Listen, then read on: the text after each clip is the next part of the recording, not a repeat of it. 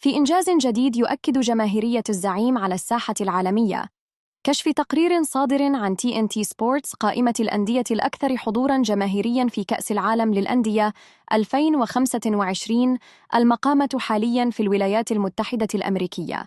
وبحسب التقرير، احتل نادي الهلال السعودي المركز الثامن عالمياً من حيث إجمالي عدد الحضور، مسجلاً 178,131 متفرجاً خلال 5 مباريات خاضها في البطولة.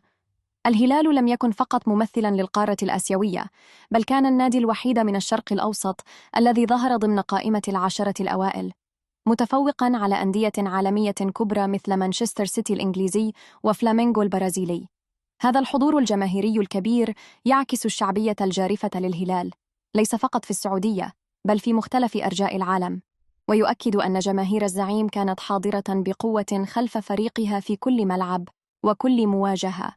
الهلال لا يصنع الإنجازات داخل الملعب فقط، بل أيضاً في المدرجات، حيث الجماهير التي لا تكتفي بالتشجيع بل تصنع الفارق.